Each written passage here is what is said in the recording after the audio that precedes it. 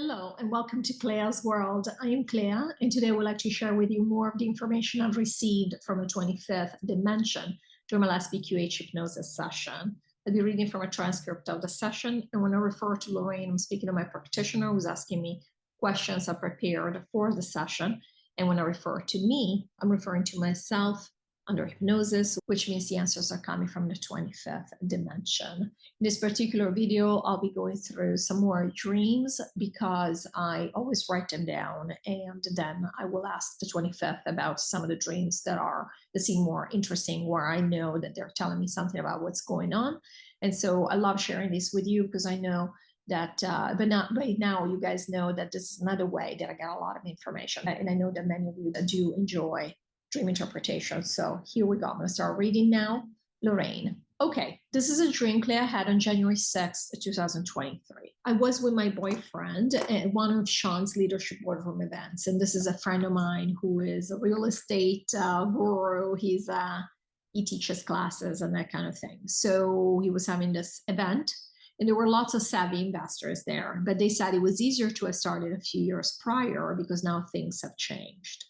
They were also explaining something about investing, as in with an investment, you had a choice between making cash flow or 3 sons. I knew they meant 3 capital gain investments or 3 assets, but they said 3 sons. What does this mean? Why the number 3 again? Me. Yeah, so we explained the number 3, and they did explain some of this in the previous video, but they do go more into this in this dream, so that's why I'm sharing it with you. This was one of the early dreams that we started sending Clea about 3s. So she's now aware of what that means. And we've explained it at length in today's session and also in the dream in the last session. But the reason this was important was because the theme, this initial scene of this dream, had to do with the fact that, again, she's in a community of people, but she's an outsider. She's an investor like them. That's why she is in that community. She's at that event, the leadership boardroom event. But they are all of one mind. They're all like, yeah, we started, this is fun. But they are saying, yeah, but you should have started before. It would have been a lot easier. So again, she's behind the 8 ball and she's in the group, but she's not quite like the other ones. So we just discussed this in the last dream, where she has, and not just she, all of us have made choices that are quite different from what we think of as the average, or how you could have lived a very 3D existence on this planet. We have chosen, obviously, not to do that. And so we feel like outsiders. We have felt like outsiders. Lorrayne. Yes, we have. Okay, continuing with the dream. She says, then, while at the event, I was looking up in the sky and saw a faint, bright outline just above the trees of a horse with a carriage. There was a woman driving it who looked like a fairy. Then the carriage came down to the ground and circled very fast around the building, which had very tall glass walls, so I could see every time it came around. The horse was white with a gold harness, and the carriage was light blue with pink decorations, like in a fairy tale, and was very tall, the entire height of the first floor. I told my boyfriend what I had seen, and we ran out with 2 or 3 other girls who had heard me. The building was huge from the outside, so there was no way that she could have circled it so quickly had there not been magic involved.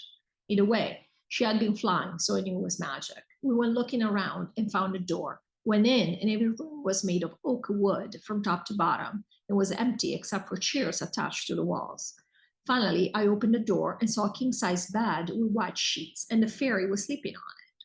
There was another girl sleeping who looked similar to her, very white skin, straight light blonde hair to the shoulders, blue eyes. The girl I thought was a fairy woke up, and I explained we had seen her. She didn't seem too perturbed. She was talking to us, even though she was not saying she was a fairy. Then I saw a bunch of kids, at least 70 or 80, sitting in 3 rows with a few adults outside the glass wall at the entrance of our place, who were waiting for the 2 girls to do a puppet show. But the girls said that they were going to cancel. I felt bad because all the kids had shown up. But the girls didn't feel like doing the show. Then we found ourselves in a clothing store, and I saw 2 beautiful dresses. I think I was going to an event that evening, and the fairy was helping me find clothes. My boyfriend was very supportive, saying I looked great and that I should try on the dresses I liked, even when I wasn't sure if they would look good. And this was the end of the dream. Me. Yes, there are several things going on here. Once again, we are in a venue where there are tons of people. This is a conference hall or a convention center or whatever you want to call it. And there is an event going on. And only I see this happening. And all of a sudden, there's only a group of us running out to investigate. And this is, again, a reminder of the percentages here that we're working with. Basically, people, and again, they're all NPCs, But most of the people that were here are doing the regular thing. And we are here seeing magic and investigating magic. And if we had maybe told other people, in fact, Clea was trying to tell people, but she only got a few people to run outside, because most people will look at that and be like, you're crazy, right? They wouldn't even see it. But Clea saw it. It was very obvious. It was huge. It was coming down the sky on a bridge in the trees. It was all very strange if you want to think of it from a 3D perspective, but she didn't doubt it. Even other people, when she said it, they thought it was perfectly reasonable, and they all went out together to look at it. Of course, her boyfriend is always with her. He would have not doubted her. That's exactly what he's always done. He supported her. So now they go around, and when we say, when she saw the room with just wood everywhere and just a chair attached to the walls, what this represented was simply the fact that everything is very strange. You have now entered an unrealistic world, basically an alternative reality, if you wish, which is really what we're dealing with. And Clea feels this very much. She always feels like, oh my goodness, I need to stop thinking about this, and I need to switch back to 3D. Let me focus on something substantial, something concrete. And they were laughing. This is in our daily life, because again, this part, which she refers to as my 25th dimensional thoughts, is taking over basically most of our reality at this point. And so in this dream, she's going through this room that is not a normal room. She's never seen a room such as this before. So now she goes, she meets the fairies. They're not just saying that they're fairies, but she knows, she saw them, but they're just talking normally. She's not making a big fuss of this, saying, oh my God, what happened? This is unbelievable. So it looks like it's normal. It's like, yeah, this is happening. And then these fairies have duties, quote unquote. So they do these shows, and the kids are all showing up, but the fairies are like, oh no, we're not going to do it. This shows you the fluidity. There's no real right or wrong. You don't really have to do anything, and it's perfectly fine. But of course, there's always Clea absorbing and saying, oh, but this is not fair. This is how it should be done. But things don't necessarily go the way Clea thinks they should happen. And they were laughing, at least at a 3D level, because of course we know in the background we are creating all of this. Clea always feels like all of us, because again, these dreams are not about Clea. She refers to herself in a dream. She relates to the dream because she says, this is me doing this. But it's really not just her. Generally speaking, it either represents a team of the light, you know, our group, because again, at the end of the day, it's one, we're all one, or the 12,000. And so she always thinks things should go a different way. But they're not going that way. She's not able, she can't tell them, yeah, but you got to do it. I mean, she can say it, but they don't have to do it. In fact, they're refusing to do it. And Clea's like, why? This is not right. And so yet again, we have an example of how Clea and the team of the light feel, that we can't really control people. And they were laughing. We can't. Nobody can control people. The essence is free. So that was the meaning of that last scene. Oh, and the dress, the event. Of course, Clea is preparing to go to the event. And of course, her boyfriend is very supportive. And the fairy, which again, we said it represents the spiritual, the otherworldly, the parallel reality. So the 25th really in this case, or the spiritual work that we are doing, which is funny for us to say spiritual work because we are spirit. That's all we are. So there's really no spiritual work. The entire reality we created out of spirit, out of energy. So the fairies represent the spiritual reality as opposed to 3D reality. And the fairies are helping Clea get ready for the event. That's what that was. Now, what is interesting in this dream is that, you know, there are the two dresses, and she says, oh, I don't know if they're going to look good. And of course, again, her boyfriend is helping her, and very much is being helping her and saying, yes, they do. They're going to look great. But Clea is still thinking, how do we want this to pan out? Basically, how do we want this to look? That was the bit about the indecision, because Clea is still thinking, okay, but how do we do this? But yeah, so that should cover it. We didn't want to leave anything out. Lorrayne. Thank you. Okay, this is a dream from December 29th, 2022. Clea says, first scene. We were in a hotel or a conference building, and I was telling a group of 6 or 7 girls who may have been my friends about the 25th, giving them snippets of wisdom, but they didn't believe me, or some didn't believe me. I felt bad. I was kind of resigned, but I couldn't understand why they would reject this information when it was so wise, so basic too, since I was telling them small universal truths that were not that out of the world. Second scene. Can't really remember a lot of details, but I saw Robert De Niro and Dustin Hoffman hanging out together. I think they were supposed to be Italian. Third scene. I was home in Italy with my parents. Summer was over and they had had lots of guests, but now it was time to close up the part of the house that they only kept open for guests until the following year. So my mom was cleaning the walls of a white tiled bathroom that had an open shower, which sprayed everywhere on the walls when used. After she was done, I saw someone using the shower and making a mess again. I thought it was my dad, so I told him that mom would be upset because she had just cleaned it and weren't supposed to use it. But I realized it was a kid with black hair, looked like a preteen. I got up and asked him who he was and what he was doing there, and he was friendly. His brother was there too. They looked about the same age. They only knew a few words of Italian, but I got out of them that they had been living with a woman who must have taken them in from another country. But then she had confirmation that she was pregnant, so she let them go, basically leaving them to their own devices, living off of what they could get from different households in the area, food here, a shower there. They were very ingenious and matter of fact. They didn't seem bitter at all, but it wasn't right. I couldn't really get a lot of other answers out of them because of the language barrier. So I inquired what other languages they spoke and figured out that they spoke perfect English. Suddenly, there are three of them. They look similar and are clearly brothers. They all look the same age. I tell them that we will have to find them their own place because they can't live like that.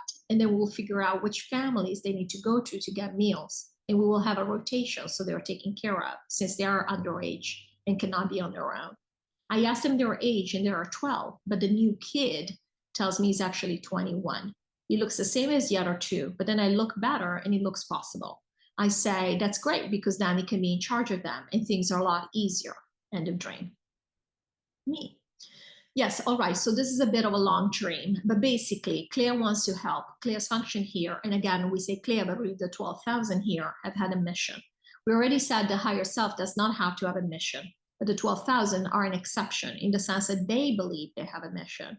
And it doesn't mean that they do have a mission. It means that they have chosen to behave as if they have a mission for themselves, meaning that compared to the rest of the essences, they do come in with something that they believe is their job to do, again, by choice. They don't have to do this, and anybody else could do this as well. So this is just a choice of the 12,000 to come in with a job in mind.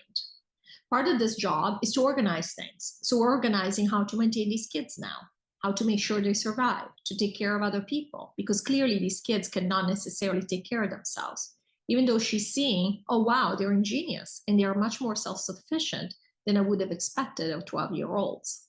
Not only, but now one of them might actually be 18, 19, 20, whatever he said it was, which means things are not as bad as I thought. This is great, which is pretty much how we have felt here. Like we had to jump in, we have to take care of things because otherwise things go south.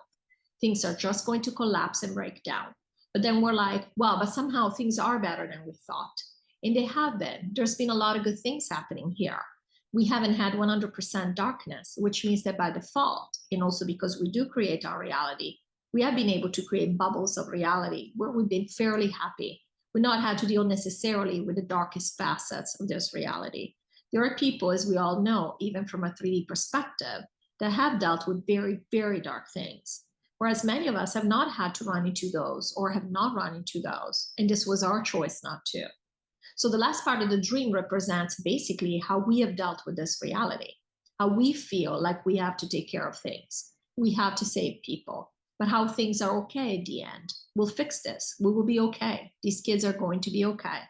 You know, there was the bit about the unfairness. Clea was thinking, well, you know, I understand. This woman first takes him in, then she finds out she's pregnant and she has no more use for them. So that's unfair. That's selfish. And there are selfish people out there making selfish choices. And now we have to deal with this. And this is how the people on the team of the light and the light workers have felt. So Clea has had many dreams about this. So we have explained, we've gone into depth about what's going on there. The first part of this particular scene, which started with her mother cleaning the house. They were closing up the house, the section of the house that was meant for guests.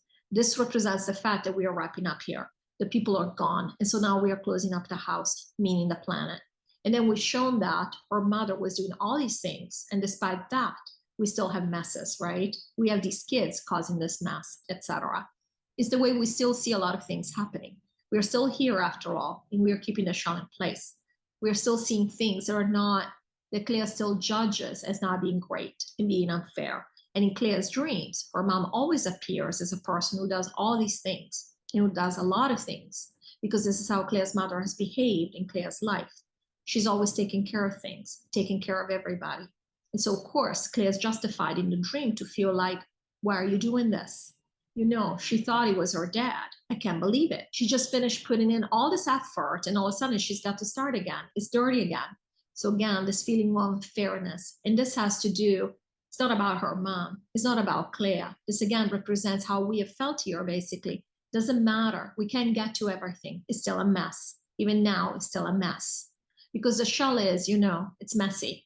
We want it to be messy. Otherwise, it wouldn't look real. It wouldn't look like everything we've gone through, that we've lived with in the past. It wouldn't look like the same video game. That's the analogy we used before.